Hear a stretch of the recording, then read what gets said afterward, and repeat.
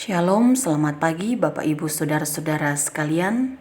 Mari kita mempersiapkan diri kita masing-masing, bersekutu dengan Tuhan, membaca firman Tuhan, dan merenungkan firman Tuhan pada hari ini, sesuai bacaan harian Gereja Toraja, dari Yeremia pasal 31, ayat 31 sampai ayat 34.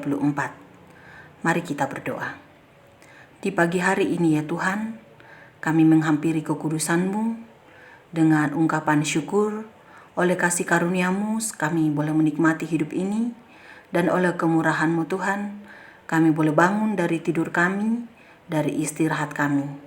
Memulai seluruh aktivitas kami pada hari ini, kami akan membaca firman-Mu, kami akan merenungkan firman-Mu. Roh Kudus kiranya menyertai kami, sehingga kami boleh membaca firman-Mu dengan benar, dan melakukan firman-Mu dengan benar dalam seluruh kehidupan kami. Mohon ampun ya Tuhan untuk dosa dan kesalahan kami. Kami menyambut firman-Mu ini hanya di dalam nama Yesus Kristus, Tuhan dan Juru Selamat kehidupan kami. Amin. Firman Tuhan dari Yeremia pasal 31, ayat 31 sampai 34 berbunyi demikian. Sesungguhnya akan datang waktunya, demikianlah firman Tuhan.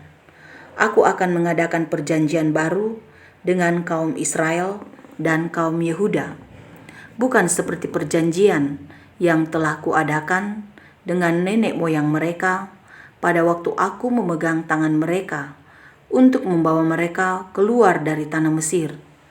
Perjanjianku itu telah mereka ingkari, meskipun aku menjadi Tuhan yang berkuasa atas mereka. Demikianlah firman Tuhan. Tetapi beginilah perjanjian yang kuadakan dengan kaum Israel sesudah waktu itu. Demikianlah firman Tuhan. Aku akan menaruh Tauratku dalam batin mereka dan menuliskannya dalam hati mereka. Maka aku akan menjadi Allah mereka dan mereka akan menjadi umatku. Dan tidak usah lagi orang mengajar sesamanya atau mengajar saudaranya dengan mengatakan, "Kenallah Tuhan," sebab mereka semua, besar kecil, akan mengenal aku. Demikianlah firman Tuhan. Sebab aku akan mengampuni kesalahan mereka dan tidak lagi mengingat dosa mereka. Amin firman Tuhan.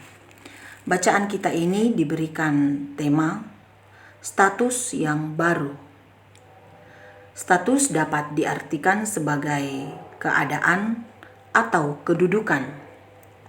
Berbicara tentang status, hal ini melekat pada diri setiap orang.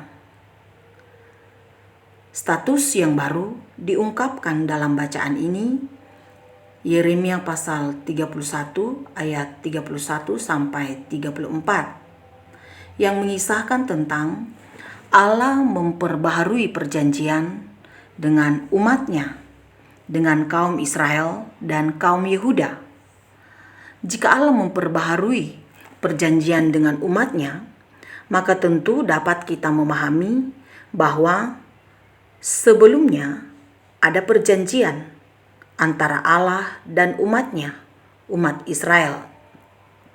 Diperlukannya atau diadakannya perjanjian yang baru sebab perjanjian yang lama tidak memadai lagi, tidak dilakukan dengan baik.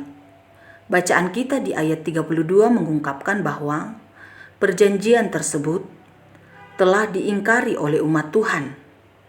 Meskipun Allah menjadi Tuhan yang berkuasa atas mereka, namun oleh kekerasan hati umat Tuhan, maka perjanjian itu diingkari, tidak dilakukan dalam kesetiaan, dalam hubungan iman kepada Tuhan. Dan karena itu, Tuhan dalam kemurahannya kepada umatnya membuat perjanjian yang baru bagi kaum Israel sesudah itu. Ayat 33 bacaan ini. Dengan perjanjian yang baru tersebut, maka firman tersebut ditulis di dalam batin umat, ditulis di dalam hati umat. Bahkan oleh Allah sendiri, Allah mengungkapkan bahwa Allah akan menjadi Allah bagi umat dan umat akan menjadi umat dalam kesetiaan di hadapan Tuhan. Tentu hal ini menarik perhatian bagi kita sekalian, bagaimana Allah dalam kemurahannya mengubah status umat Israel dari hamba dosa menjadi hamba Tuhan.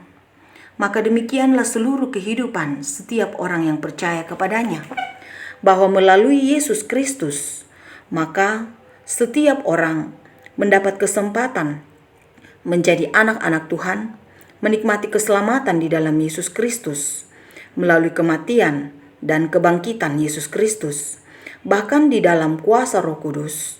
Maka setiap orang yang percaya kepadanya akan dihibur, akan dituntun, akan dikuasai, dan mengambil bagian dalam perjanjian baru, serta percaya kepada Yesus Kristus sebagai Tuhan dan Juru Selamat yang memelihara dan menyertai seluruh kehidupan umat Tuhan.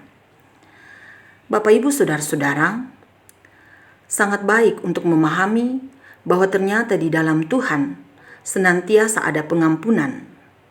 Akhir dari bacaan kita ini diungkapkan bahwa bagaimana kasih Allah yang besar itu dinyatakan kepada segenap umat Tuhan.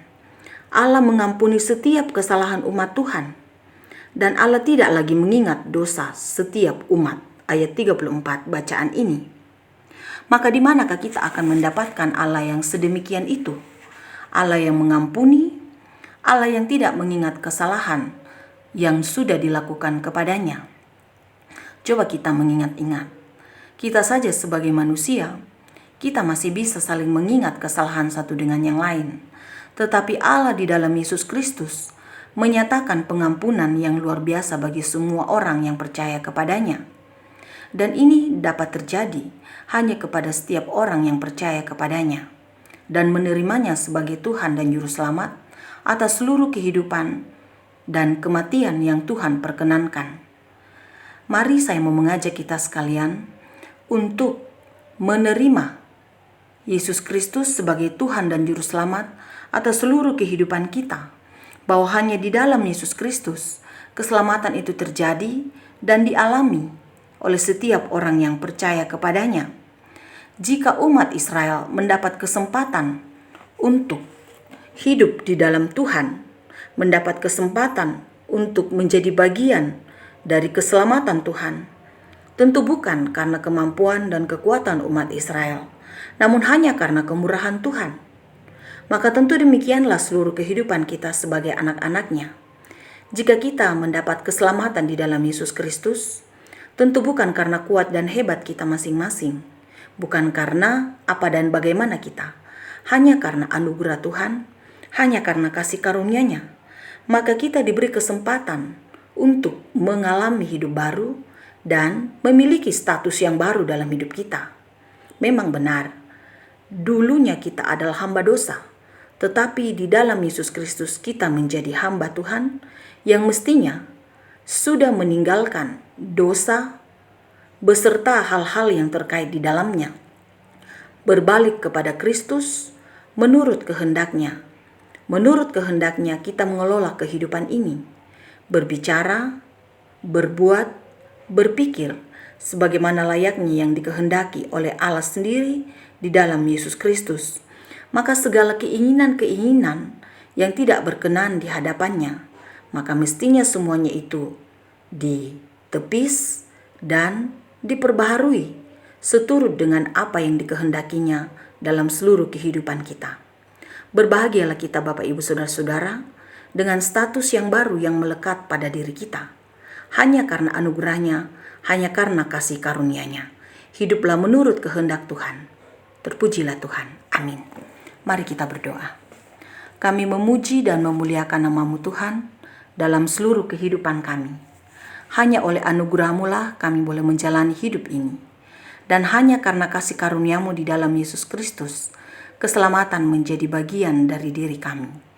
Biarlah ya Tuhan keselamatan ini boleh kami kerjakan dengan baik dan boleh kami melakukan segala yang Engkau kenan dalam seluruh kehidupan kami. Berkatilah firman-Mu ini Tuhan, Roh Kudus kiranya menyempurnakannya. berdoa dan berserah kepadamu atas seluruh hidup yang Tuhan perkenankan bagi kami, pribadi lepas pribadi, baik kami sebagai anak-anak, sebagai remaja, sebagai pemuda, sebagai orang tua, sebagai kakek atau sebagai nenek. Biarlah ya Tuhan, senantiasa kami menikmati hidup ini seturut dengan kehendak-Mu, berjalan sesuai dengan apa yang Engkau kenan.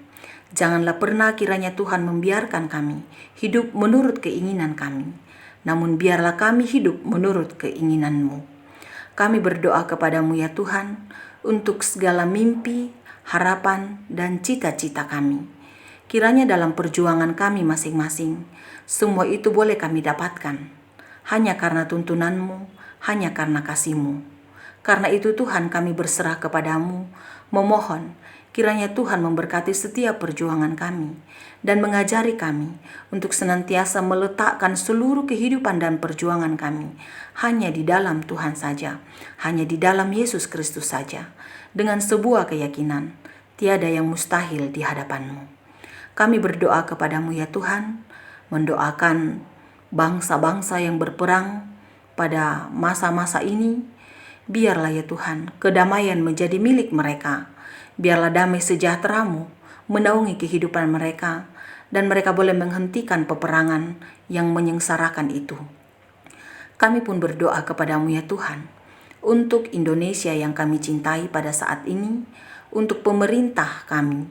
Biarlah ya Tuhan, kedamaian pun Engkau anugerahkan bagi bangsa dan negara kami, hikmat dan kebijaksanaan, kekuatan, kesehatan yang baik Tuhan anugerahkan bagi pemerintah kami, benar-benar boleh memimpin kami ke jalan yang Engkau kehendaki. Kami berserah hanya padamu saja ya Tuhan, tuntunlah kami, peliharakanlah kami. Kiranya Tuhan senantiasa menyendengkan telinga atas setiap permohonan kami dan ungkapan syukur kami. Berdoa kepadamu hanya di dalam nama Yesus Kristus, Tuhan dan Juru Selamat kehidupan kami. Amin. Selamat beraktivitas Bapak Ibu Saudara-saudara sekalian. Tuhan Yesus memberkati kita.